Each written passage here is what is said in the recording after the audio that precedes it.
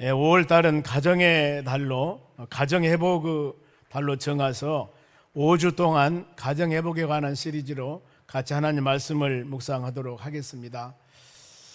요즘에 5월 달 하면 어린이날, 오늘 어린이 주일입니다. 다음 주일날은 어버이 주일이고 그 다음에 스승의 날이고 또 16일 날은 성령의 날, 21일 날은 부부의 날, 이런 여러 가지 가정이 굉장히 얼마나 중요하는가 5월 달에 집중적으로 이런 날이 있습니다. 그래서 행복한 가정이라고 하는 것은 과연 어떤 것일까?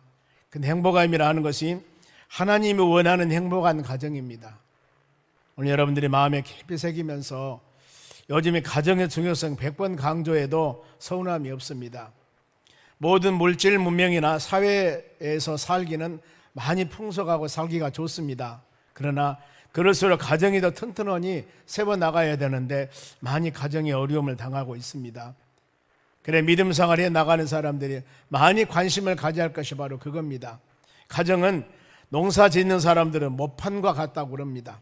모자리 모판을 잘 해야만이 벼를 잘 심어서 좋은 바로 이 수확을 할 수가 있습니다. 그런데 모판에 심은 뭐가 잘못되면은 거기에서 자란 바로 열매나 벼도 그렇게 좋지 않다는 겁니다. 이걸 마음으로 새기면서 하나님 원하는 행복한 가정 여러분들이 이룰 수 있도록 4주 동안 하나님 5주 동안 말씀 꼭 붙잡으면서 모든 가정들이 회복되어서 하나님께 칭찬받는 믿음의 가정들이 되시기를 바랍니다. 지금 세상은 많이 풍부한 삶 가운데 살아가고 있습니다. 모든 것들이, 그리고 복지 사회로서 우리나라가 그야말로 세계에서도 손꼽힐 정도가 됩니다. 이번에 코로나 시기 때 여러분 많이 깨달았죠? 어디 나라에서 이렇게 그냥 막 예방주사 주고 그 다음에 예방서 주고 쉬었다고 돈도 막 주고 이런 나라는 세계에서 찾아볼 수 없습니다. 너무너무 좋은 나라에 살고 있습니다. 그러면은 거기에 비례해서 예수 믿는 사람도 더 많아지고 가정도 더 좋은 가정이 되어져야 되는데 물질 문명이 발달되고 사람의 가치관이 변함에 따라 이 그야말로 모판지라고 하는 가정이 그렇게 튼튼하게 세워져 나가지 못한 모습들을 볼 때마다 참 어려움이 많습니다. 가끔 방황하는 사람들을 보면은 가정이 있습니다. 그런데 가정에 빨리 들어가야 되는데 그러지 못하는 사례를 볼 때마다 마음이 아픈 일이 많이 있습니다. 나 바쁜 게 집에 가봐야 되겠다고. 요즘에 제가 그러지 않습니까? 토요일 날이나 주일 날이나 주일 오후에나 월요일 날은 쉬는 날이기 때문에 우리 애기들이 오면은 아마 바쁜 일이 많이 있는데 목사님 집에 들어가 보셔야 되겠네요. 우리 애들이 왔거든, 이쁜 것들이. 그러듯이 여러분 우리의 가정, 여러분들이 무엇보다도 가정을 사모하고 가정을 그리워할 수 있는 그런 가정, 내가 집에 들어갔을 때 뭔가 모르게 마음의 평안함과 밖에 있을 때보다는 가정에 들어오니 참 천국 같다, 편하다, 이런 마음을 가질 수 있도록 가족 구성원들이 모두 다 힘쓰고 애쓰며 기도하며 간구하는 우리 삶이 되어져야 될 줄로 믿습니다. 본문의 말씀은 바벨론 포로 생활에서 돌아온 그들이 고통생활 쓴맛 단맛을 회상하면서 성전을 돌면서 불렀던 노래입니다. 그래 표제가 성전에 올라가는 노래 이렇게 기록하고 있습니다. 오직 하나님만 경외하면서 하나님이 원하시는 행복한 가정이 과연 무엇일까? 이겁니다. 물질이 풍부하고 지위 명예도 어느 정도 높아졌습니다. 환경도 좋은 곳에 삽니다. 그런데 여기에서 우리가 마음에 느끼는 행복한 삶을 느껴야 되는데 그러지 않다는 겁니다. 우리는 행복한 삶이 어디 있는가? 하나님 말씀, 성경 말씀을 통해서 잘 여러분들이 깨달으시기 바랍니다. 본문의 1절 상반절입니다. 하나님께서 원하는 바로 행복한 가정이라고 하는 것은 여호와를 경외하며 그의 길을 걷는 자마다 복이 있도다 그랬습니다. 행복이 여기 있습니다. 여호와를 경외하다. 구약의 신앙은 일반적으로 하나님을 경외한 신앙이라고 합니다. 하나님을 두렵고 떨리는 마음으로 섬기는 하나님. 그런데 저는 바로 그것을 좀 쉽게 하나님을 하나님답게 여기는 것입니다. 우리가 예배를 드릴 때나 기도할 때나 모든 삶 가운데 하나님께서 돌보시고 지키신다고 그러는데 돌보시고 지키신 그 하나님이 어떤 분인가, 그리고 하나님의 능력을 제대로 우리가 마음속으로 깨닫고 하나님답게 영광 돌리면서 섬겨드리는 이런 믿음의 삶입니다. 이런 사람들은 자, 하나님의 말씀을 들을 때마다 사람의 말로가 아니라 하나님의 말씀으로 듣게 됩니다. 그리고 세상 지식이나 일반적인 어떤 이론이 아니라 하나님 말씀 묵상할 때마다 더욱더 마음에 새기면서 열린 마음으로 받을 수 있는 믿음의 자세 필요합니다. 하나님을 경외하기 위해서는 예배는 필수적입니다. 더 나아가서 진정한 마음은 하나님께 기도하는 마음이 되셔야 되고, 또 하나님을 바로 찬양하며 믿음으로 살아가는 여러분들이 되어져야 될 줄로 믿습니다. 그리고 그 길을 걷는 자에게 복이 있다고 그랬습니다. 즉 하나님의 말씀을 따라 사는 겁니다. 우리의 삶은 내가 무엇을 해야 할지, 어떤 방법으로 가야 할지 때에 따라서는 향방을 알지 못하고 혼선이 올 때가 너무나 많습니다. 그럴 때마다 하나님의 교회에 와서 여러분들이 말씀 묵상할 때, 찬양을 할 때, 기도할 때 마음문을 열고 전적으로 우리가 묵상하는 말씀을 한번 마음에 새기시기 바랍니다. 하나님은 우리에게 길을 다 예비해 주셨습니다. 내가 가야 할 길들. 그런데 우리는 그 길을 잊어버리고, 왜 잊어버렸다가 아니면 내 마음이 캄캄해서 내 눈이 어두워서 그 길을 볼 수가 없는 것입니다. 시편 119편 105절에 하나님의 말씀은 길의 빛이요 발의 등이라고 그랬습니다. 우리가 걸어가는 길에 빛을 비춰주는 겁니다. 그런데 그 비친 빛을 깨닫지 못하고 지금도 어두운 가운데 헤매고 있기 때문에 어느 길을 가야 할지를 모르는 것입니다. 우리가 매일매일 차를 운전하고 걸어가는 길을 사람이 다니는 인도가 있습니다. 차가 다니는 차도가 있습니다. 그 길만 따라가면은 차는 안전하게 갈 수가 있습니다. 우리 걸어가는 길도 마찬가지입니다. 내가 원하는 목적지를 갔을 때 길 바로 있는 거, 그 길 따라가면 되는 겁니다. 그런데 어두컴컴하다 하면 모르죠. 말씀이 여러분 우리 삶 가운데 길의 빛이라는 겁니다. 걸어가는 한 걸음 한 걸음 걸어가는데 발의 등불이라고 그랬습니다. 어두컴컴한 바로 밤에 걸어가기 너무 어렵지 않습니까? 등불을 가지고 가면 되는 거예요. 등대가 있습니다. 힘들고 지치고 향방을 알지 못할 때, 내 심령 가운데 여러 가지 어려운 일이 있을 때 열린 마음을 가지고, 열린 눈을 가지고, 열린 귀를 가지고 하나님 말씀을 여러분들이 마음에 새기시기를 바랍니다. 여기에 놀라운 역사가 일어납니다. 자, 시편 107편 20절입니다. 그가 그의 말씀을 보내사, 하나님이 말씀을 주십니다. 말씀을 선포했습니다. 그들을 고치시고 우리의 심령 가운데 수많은 육신적인 것들이나 영적인 것들이나 마음에 찍히고 상하고 어려운 상황이 있을 때 하나님은 지금 이 시간 선포되는 말씀을 통해서 그것을 고치시기를 원합니다. 고침을 받으시기를 바랍니다. 그리고 위험한 지경에서 건지시는도다. 믿음의 사람들이 바로 이 위험한 길을 걸어갈 때 우리에게 살아가는 일상생활에 이런 일은 얼마든지 많이 있을 수가 있습니다. 이럴 때마다 여러분들이 묵상하신 하나님의 말씀, 이 말씀을 새겼을 때 그것이 바로 하나님께서 우리에게 인도하신 길이다, 그 말입니다. 그 길 따라가는 여러분 되시기 바랍니다.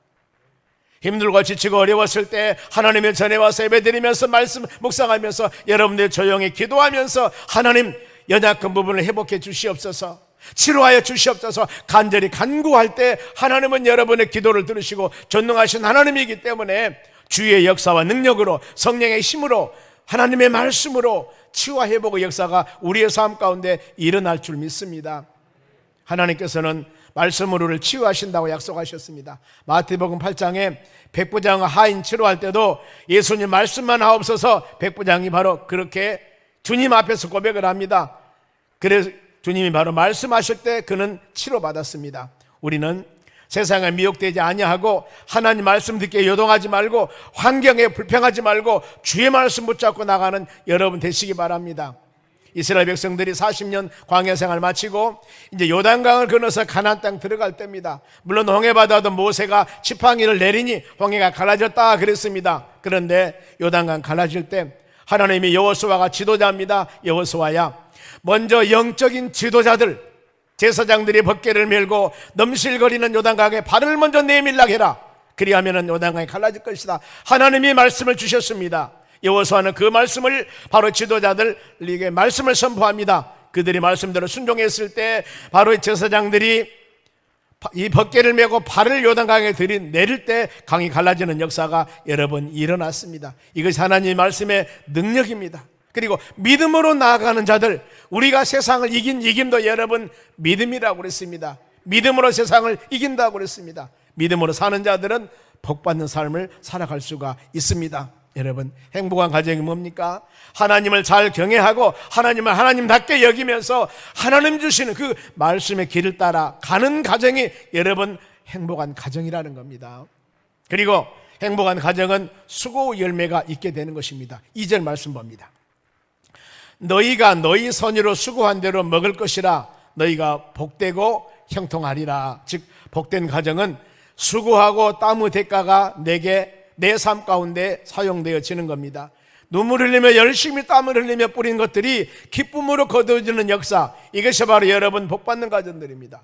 모든 열매를 주체는 내가 아니고 하나님께서 맺게 하신 겁니다. 우리의 삶 가운데 재해나 재앙이나 이 모든 장애 같은 것들이 다가온다 하더라도 방패 되신 하나님께서 막아주셨고 하나님께서 그것을 피하게 도와주셨고 그리하여서 우리는 지금 안전하게 이 시간도 예배드리며 믿음으로 살고 있습니다. 하나님이 도우심이 없다면 우리는 살 수가 없는 것입니다.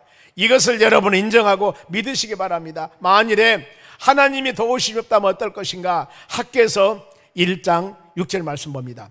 너희가 많이 뿌릴지라도 수확이 적으며, 많이 뿌렸습니다. 하나님이 열매를 맺게 하여야죠. 1000평에 지금 곡물을 심었습니다. 그런데 많은 수확을 맺었습니다. 하나님이 공기도 주고 햇빛도 주고 비도 내려주셔가지고 잘 연결했습니다. 그런데 10,000평을 심었는데 바로 이 햇빛이 제대로 쬐이지 않고 날씨가 좋지 않고 모든 것이 하나님이 도와주지 안에서 모든 조건들이 안 맞습니다. 그러다 보니까 많이 뿌릴지라도 1000평에 뿌린 것보다도 더 수확을 할 수가 없었습니다. 마음대로 여러분 농사지은 사람이 수확을 합니까? 할 수 없는 것입니다. 하나님 모든 것을 다 아름답게 열매를 맺도록 도와주셔야 됩니다. 그런가 하면은 먹을지라도 배불리지 못하며 마실지라도 흡족하지 못하며 입에도 따뜻하지 못하며 일꾼이 삭을 받아도 그것이 구멍 뚫린 전대에 넣음이 되었더라 그랬습니다. 여러분 한 달에 300만 원을 받았습니다. 그런데 그것을 잘 여기저기 유용하게 쓰고 조금 남은 것 저축도 했습니다. 그런데 내가 한 달에 1,000만 원을 받았는데 바로 여기저기 다른 곳에 나가버리니까 우리 가정에도 제대로 쓰도 못하고 바로 저축도 못하고 이런 삶이 됐다는 겁니다. 많이 버는 것도 중요하지만 하나님 내가 땀을 일하는 것들이 우리의 삶을 위해서 아름답게 쓰여지는 것이 여러분 축복이라는 것입니다. 우리는 생활의 만족감, 풍족함은 주 안에 있을 때입니다. 하나님이 도와주셔야 되고 하나님이 막아주셔야 되는 겁니다. 그래야 되는 것입니다. 찬송가에도 주 안에 딴 근심이 있으랴 주 안에 있는 자들 십자가 밑에 나아가 내 짐을 풀어놓으라고 말씀을 합니다. 여러분 우리의 삶 가운데 얽히고 바로 매이고 찢어지고 상하고 많은 어려움이 있을 때 십자가 밑에 나아가서 여러분의 짐을 모두 맡기며 간절한 마음으로 간구하는 여러분 되시기 바랍니다. 하나님 도와주셔야 됩니다. 하나님 돌봐주시옵소서. 하나님 붙잡아 주시옵소서. 하나님 막아주시옵소서. 간절한 마음으로 애통한 마음으로 전심을 다하는 마음으로 여러분 부르짖으며 기도하시기 바랍니다. 삶의 행복과 기쁨은 수고한 만큼 얻을 때입니다. 노력한 만큼 대가가 있을 때입니다. 우리 전도단들 화요일 목요일 전도합니다. 많은 사람이 코로나 때 전도할 때도 그렇게 좋은 눈으로 보지는 않았을 겁니다. 그러나 그는 했습니다. 전도하면은 하나님께서 때가 되면 열매를 맺게 합니다. 가족 구원도 도저히 불가능한 일이라 할지라도 끊임없이 우리는 기도해야 됩니다. 그리하면은 때가 되면 한 가정이 어느 땐가는 같이 예배드릴 그런 날이 올 줄로 믿습니다. 믿음을 가지셔야 됩니다. 생애 가장 힘들 때가 어떤 때입니까? 밑 빠진 항아리에 물 붓는 것입니다. 열심히 수고했는데 열매가 없습니다. 헛수고가 될 때 허탄합니다. 노력과 기대의 열매가 없을 때 얼마나 여러분이 힘듭니까? 세상 사람들은 이 일이 안 될 때 낙심하고 좌절하고 그야말로 안 좋은 생각까지 합니다만 우리 믿음의 사람들은 아무리 지치고 힘들고 어렵고 내 기대에 어긋나지 있다 하더라도 우리는 믿음의 사람들은 절대 그래서는 안 된다는 겁니다. 벌써 믿음의 사람들은 우리는 하나님 말씀 붙잡고 이겨나가야 됩니다. 내 삶 가운데 아무리 어려워도 시편 42편 5절 말씀 붙잡으시기 바랍니다. 봅니다. 내 영혼아 사랑하는 성도 여러분이여 너희가 어찌하여 낙심하느냐. 낙심하다는 뜻은 몸을 구부리다 뜻이 있습니다. 허리를 구부리고 그야말로 넘어가네 소외감 가지면서 이렇게 살고 있다 그 말입니다. 그러지 말라는 겁니다. 왜 너는 낙심하느냐? 어찌하여 네 속에 불안하느냐? 불안하다 그만 투덜거리다 불평하다. 바로 이 얼굴색도 별로 좋지 않고 입에서 나온 말 한마디마다 바로 칭찬이나 아니면 긍정적인 말이나 하나님 찬양이나 이것은 나오는 것이 아니라 예수 믿고 믿음으로 산다는 사람이 가는 것마다 불평하고 불만하고 흉보고 이러지 말라는 것이죠. 아무리 어려워도. 어찌라고요? 너는 누구에게? 하나님께 소망을 두라고 그랬습니다.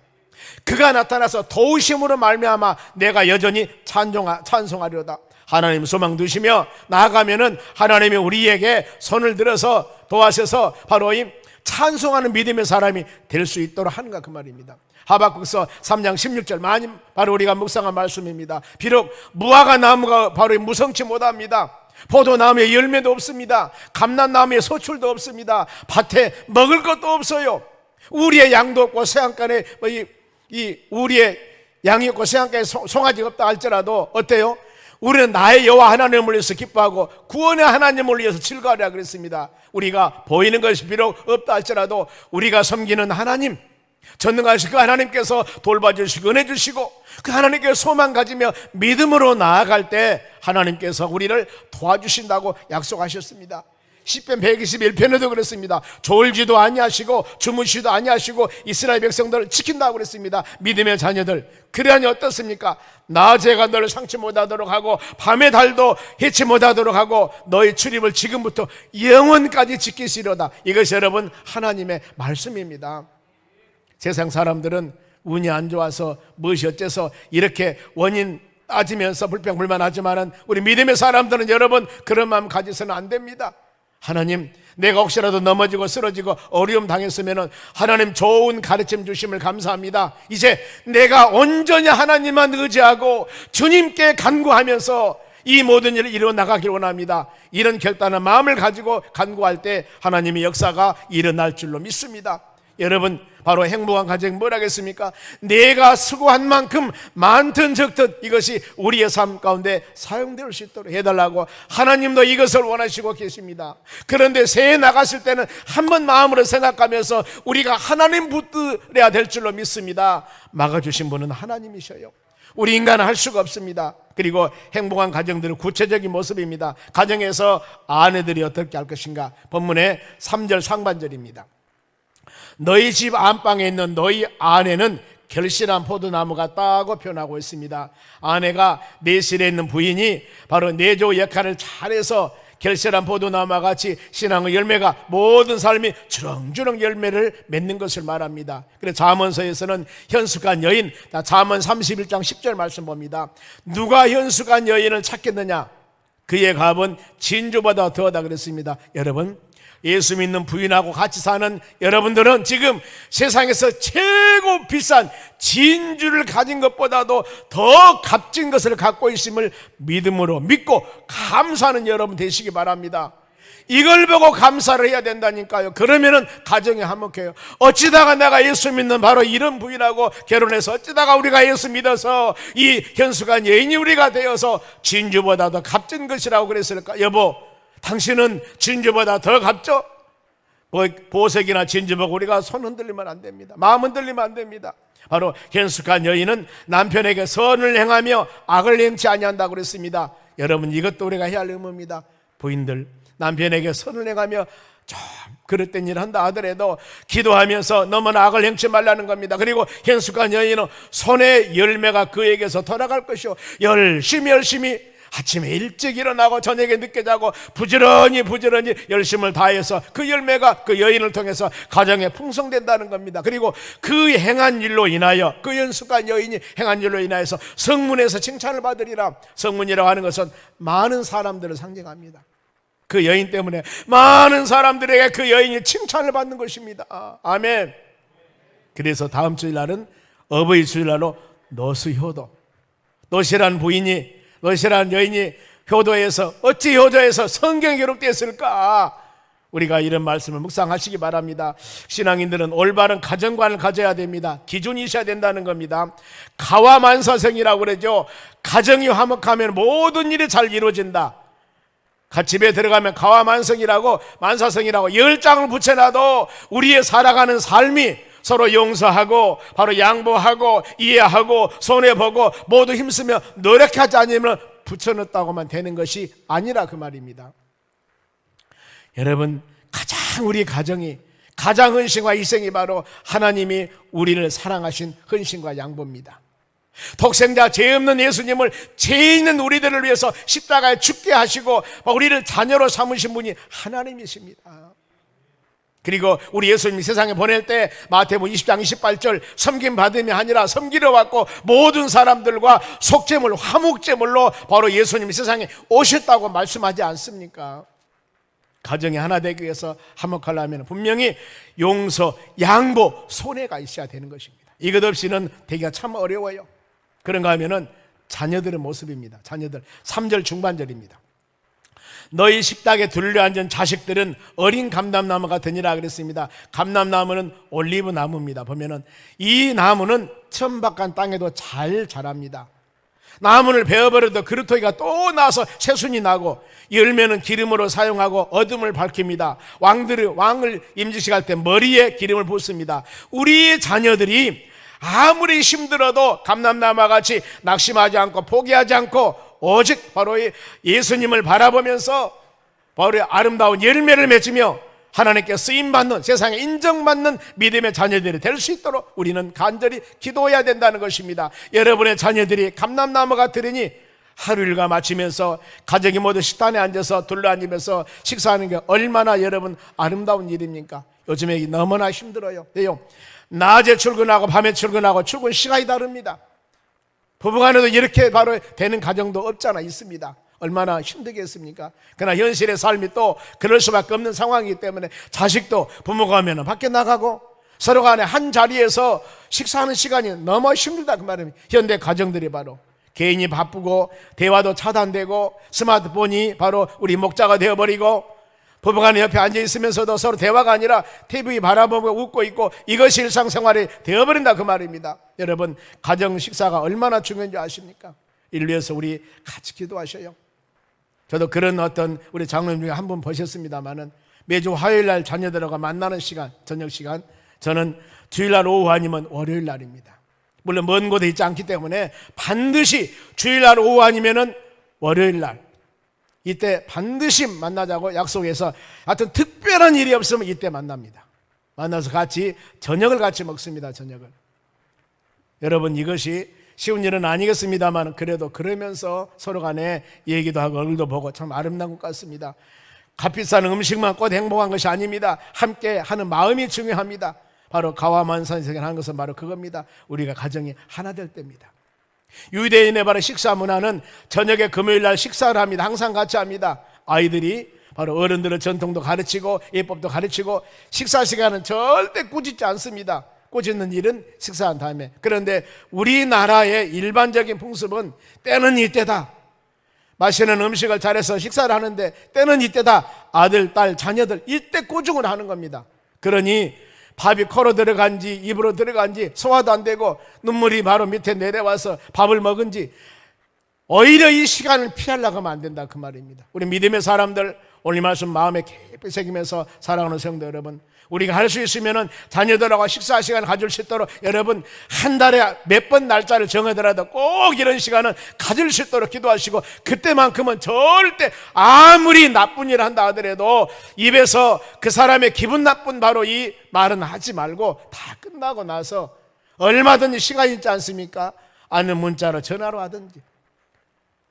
자꾸 식사 시간에 그러면 애들이 안 모인다니까요. 어린 자녀들은 어린 감람나무 같기 때문에 당장은 소출이 없지만 세월이 흐르면 많은 그들을 통해서 열매를 맺게 되어 있습니다.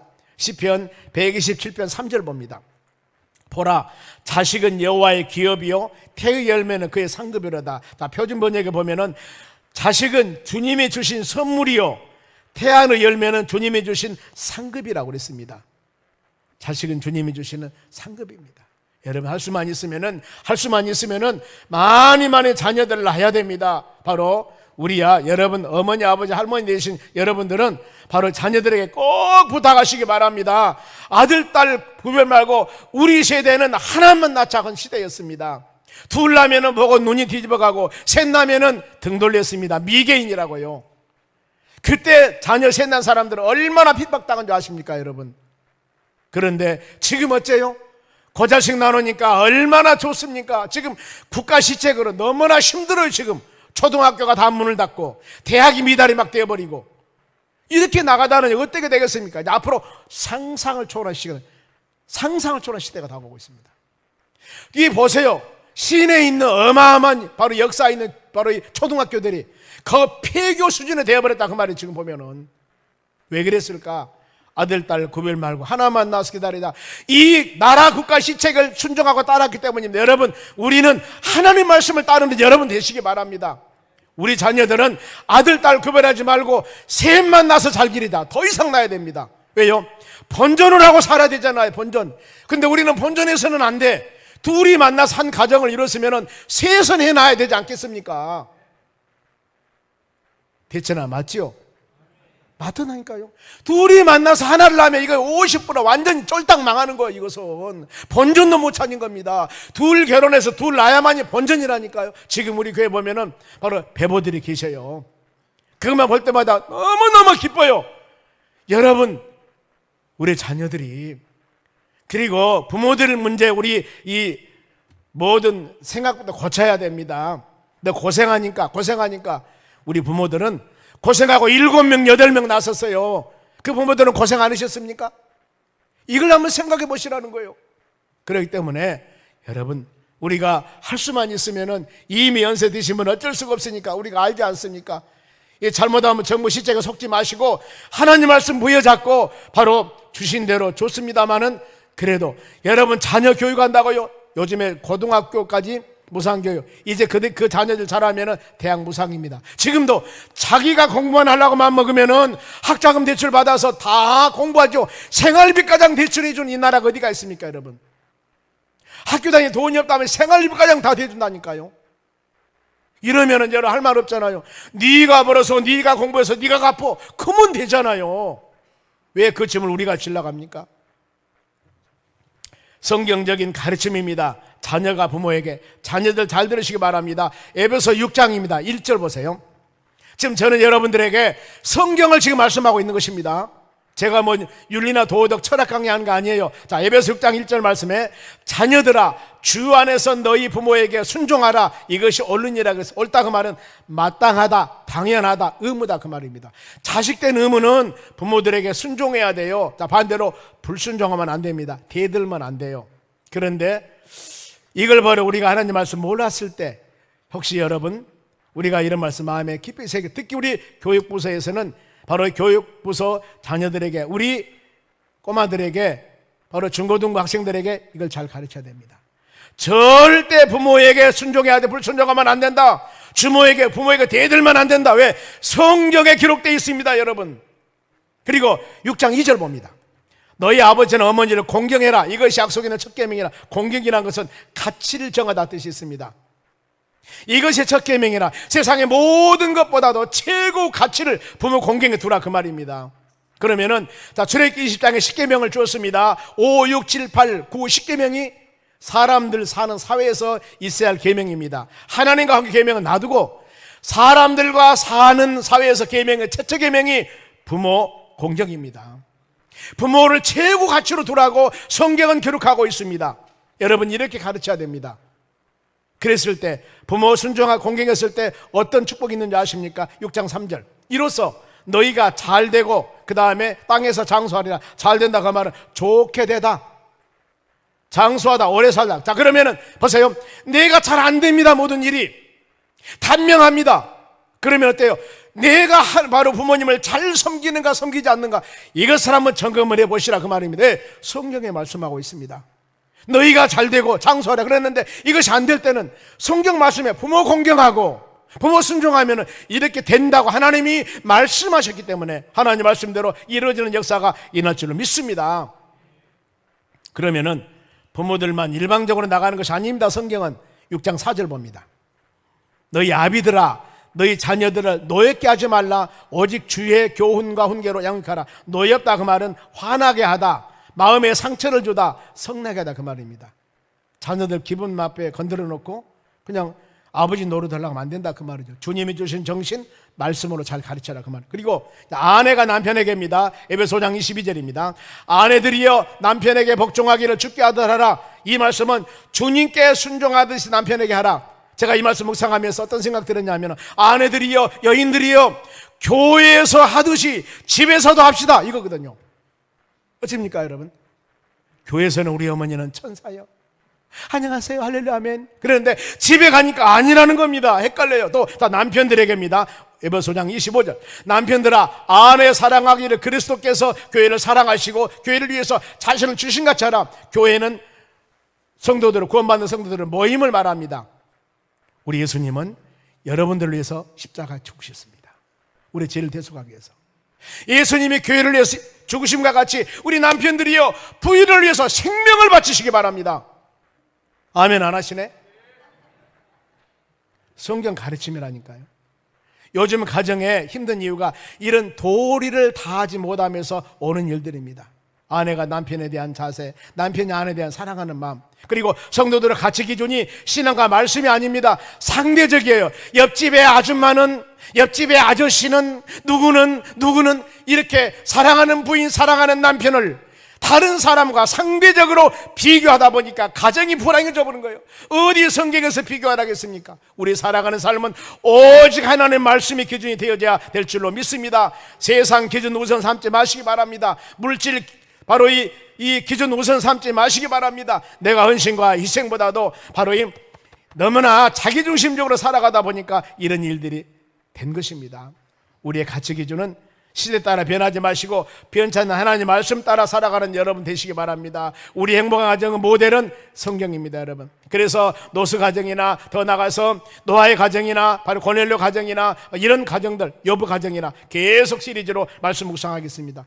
가정이 여러분 하나 된다는 것은, 그것은 상당히 어려운 일입니다. 남편하고 부인하고 성별도 다르지만은, 음식 습관도 다르지만은, 서로 이 색깔이 달라요. 혈액형도 다릅니다. 아들하고 아버지, 엄마하고 생각도 다르고 시대 차이도 있습니다. 그런데 어찌 여러분 하나가 될 수가 있겠습니까? 그래서 하나 되는 가정이 되기 위해서는 여러분 하나님 중심적인 가정이 되어야 됩니다. 남편과 부인과 자녀가 하나님을 향하여 가정을 위해서 무엇을 어떻게 할 것인가, 이랬을 때는 누가 어떤 사람이라 하더라도 하나가 될 수가 있습니다. 그래서 서로 간에 마음을 맞추려고 하면 마음 맞아집니까? 부부간에도 안 맞지 않습니까? 자녀간에도 안 맞지 않습니까? 이것이 아니라 하나님께서 원하는 가정, 하나님 원하는 각자의 사명과 직분과 일들을 제대로 하나님 보시기에 말씀대로 합당하게 살아갔을 때 이 가정이 하나 되는 가정이 될 수가 있다는 것입니다. 이런 가정은 서로 헌신하며 희생할 수가 있습니다. 왜요? 하나님을 위하는 일이기 때문에. 남편이 부인을 미워하면 헌신 안 합니다. 부인 남편 미워하면 헌신 안 합니다. 자녀가 아버지를 공경하지 않으면 절대 안 따릅니다. 그런데 성경 말씀이 하나님 말씀에 따르라고 했기 때문에 꼼짝 마두고 말씀대로 순종하며 따라야 되는 것입니다. 이랬을 때 성령의 역사와 하나님의 능력으로 하나가 되는 가정이 될 수가 있다는 것입니다. 아멘. 그러면은 가장들의 일입니다. 가정에서 가장들 봅니다. 디모데전서 3장 4절. 자기 집을 잘 다스리는 자녀들로 모든 공손함으로 복종하게 하는 자 알지면. 보세요, 우리 가장들은 믿음의 가장들입니다. 자기 집을 잘 다스려야 됩니다.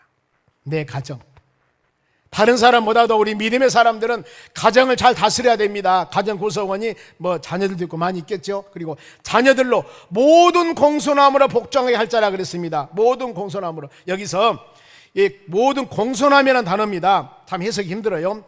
위엄을 가지고 가르쳐라 이겁니다. 더 나가서 엄숙하고 진작에 가르쳐라, 순종하는 사람이 되게 해라 그 말입니다. 여러분의 자녀들은 부모에게 순종하라고 그랬습니다. 부모를 공경하라고 했습니다. 여기 여러분 자녀가 되고 있는 우리 청소년들, 우리 아버지 엄마의 바로 이 말씀에 여러분들이 순종하는가, 대꾸하는가, 불순종하는가? 불순종했다면 회개하시기 바랍니다. 성경 가르침입니다. 어디야 부모님이 말하는데 함부로 대들고 아니라고 따들고, 이것은 성경 가르침이 아니라 그 말이에요. 부모님들이 논리에 전혀 어긋난 일을 모르지만은 도리에 어긋날 말씀의 기준으로 삼아 가르치는 것은 내 마음에 안 맞아도 하나님이 원치 아니하기 때문에 자식들은 순종해야 되는 것입니다. 이것이 바로 성경 질서입니다. 가정에서 가장이 말씀 안에 믿음 안에 가정을 다스릴 때 집을 잘 다스려야 되고 자녀들을 공손함으로 바로 부모 말씀에 따라야 돼요. 그리고 5절 말씀 봅니다. 사람이 크게 읽습니다. 시작. 사람이 자기 집을 잘 다스리지 못하면 어찌 교회를 돌보리요. 여러분, 교회에서 충성하지요. 물론 좋습니다. 그러나 그 충성한 만큼 집을 잘 다루시기 바랍니다. 바로 집의 구성원들이 많이 있겠어요. 부인, 남편이 있을 것이고 자녀들이 있을 것인데 이 자녀들을 하나님의 말씀과 믿음으로 다스릴 수 있는 권위를 가지셔야 돼요. 권위. 여러분, 요즘의 시대가 너무나 악하다 보니까 모든 것을 자녀들의 삶에 다 맡겨버립니다. 물론 그게 나쁘다는 것은 아닙니다. 그러나 잘못된 그릇된 판단은 바뀌면 안 됩니다. 그 중에서라도 성경 말씀 보면 채찍을 해서라도 바르게 말씀 안에 믿음 안에 살도록 가르치는 것이 부모의 도리입니다. 여러분, 아멘. 그러면은 행복한 가정의 열매입니다. 2절입니다. 5절 6절 읽고 마칩니다. 이렇게 서로 간의 가정 안에 질서를 지키며 믿음으로 살아갔을 때 어떤 열매가 맺는가. 5절, 여호와께서 시온에서 내게 복을 주시고 복 준다고 했습니다. 너희 평생에 예루살렘에 번영을 보리라. 복과 번영입니다. 시온에서, 즉 하나님의 교회를 통해서 성도들의 영의 양식을 얻고 하나님의 뜻을 알고 성장 성숙한 바로 이 믿음을 갖고 행복한 가정을 이루어 나갈 수 있다는 것입니다. 더 나가서 6절, 너희 자식의 자식을 볼지어다. 이스라엘에게 평강했을지어다. 여기도 자식의 번성입니다. 자식의 자식, 자자손손 대를 이을 것이고 이스라엘 하나님의 선택한 백성들입니다. 믿음의 자녀들에게 마음에 평강이 있을 것이다. 성령의 열매입니다. 가장 중요한 거, 아무리 많은 것이 있어도 마음에 평강이 없으면, 마음에 기쁨이 없고 마음에 평안함이 없으면 이건 좋지 않는 것입니다. 그러나 내가 비도간다 할지라도 초막이나 궁궐이나 내 주 예수 모신 곳이 그 어디나 할나라 그렇지 않습니까? 우리 삶 가운데 주님이 우리와 함께 했을 때 이스라엘에 평강이 있을지어다. 아멘. 이런 놀라운 은혜가 모든 가정들에게 임하시길 바랍니다. 말씀 마칩니다. 우리는 행복한 가정이 되기를, 한 사람도 바로 원치 않은 사람은 안 계실 겁니다. 그런데 우리의 지금 삶 가운데 이런 가정이 그대로 되고 있습니까? 아닌 일이 너무나 많습니다. 물론 많은 여러 가지 요소와 여건들, 환경들이 다양합니다. 이럴 때 우리는 오직 하나님 말씀 붙잡고 서로 간에 용서하고 이해하고 손해보고 이러면서 믿음으로 나갔을 때, 더 나가서 나는 할 수 없어, 나는 안 돼 그러는데 하나님의 말씀 붙잡을 때 하나님께서, 성령께서 내 마음에 그런 마음을 주십니다. 그 성령이 주신 마음을 가지고 각자 서로 간에 귀한 사역들을 감당했을 때 가정은 하나 되는 역사가 일어날 줄로 믿습니다. 우리는 할 수 없습니다. 하나님 이루어 주시옵소서 간절히 기도할 때 주의 은혜가 임할 줄 믿습니다.